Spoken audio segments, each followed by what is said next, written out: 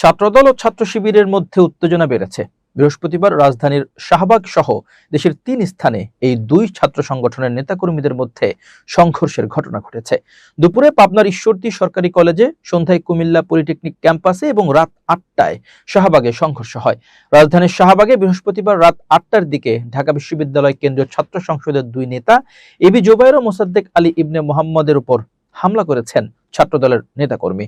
প্রত্যক্ষদর্শী ও সংশ্লিষ্ট সূত্রে জানা গেছে, শাহবাগ থানার সামনে ছাত্রদল ও ছাত্র শিবিরের নেতাকর্মীদের মধ্যে উত্তেজনা সৃষ্টি হলে এক পর্যায়ে ধাওয়া পাল্টা ধাওয়ার ঘটনা ঘটে।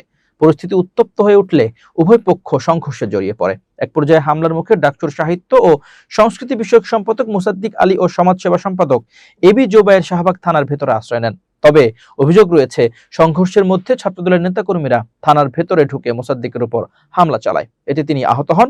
কুমিল্লা পলিটেকনিক ইনস্টিটিউটে বৃহস্পতিবার সন্ধ্যায় ছাত্রদল ও ছাত্র শিবিরের মধ্যে সংঘর্ষের ঘটনা ঘটে। এই ঘটনায় উভয় পক্ষের ১০ জন আহত হয়েছেন। আহতদের বিভিন্ন হাসপাতালে চিকিৎসা দেওয়া হচ্ছে। জানা গেছে, গুপ্ত শিবির বলাকে কেন্দ্র করে বৃহস্পতিবার বিকেলে নাফিস আব্দুল্লাহ নামে একজন শিক্ষার্থীকে থাপ্পড় দেয় কয়েকজন শিক্ষার্থী। এ থাপ্পড়ের বিচারের জন্যই সন্ধ্যায় অধ্যক্ষের কক্ষে যায় ছাত্র শিবির। অধ্যক্ষ বিচারের জন্য ৩ সদস্য বিশিষ্ট কমিটি করে, কিন্তু তাৎক্ষণিক বিচার দাবি করে ছাত্র শিবির। এ সময় হঠাৎ করে দুপক্ষের মধ্যে উত্তেজনা ছড়িয়ে পড়ে।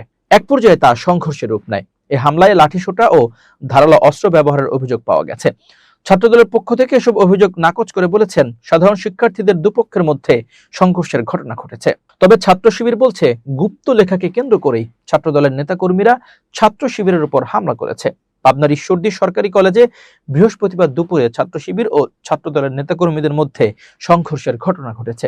সংঘর্ষ চলাকালে গুলিবর্ষণ ও ককটেল বিস্ফোরণের ঘটনায় পুরো ক্যাম্পাসে আতঙ্ক ছড়িয়ে পড়ে। এতে উভয় পক্ষের বেশ কয়েকজন আহত হয়েছেন বলে জানা গেছে। ছাত্রদলের পক্ষ থেকে এসব অভিযোগ নাকচ করে বলেছেন, সাধারণ শিক্ষার্থীদের দুপক্ষের মধ্যে সংঘর্ষের ঘটনা ঘটেছে। তবে ছাত্র শিবির বলছে, গুপ্ত লেখাকে কেন্দ্র করেই ছাত্রদলের নেতাকর্মীরা ছাত্র শিবিরের উপর হামলা করেছে।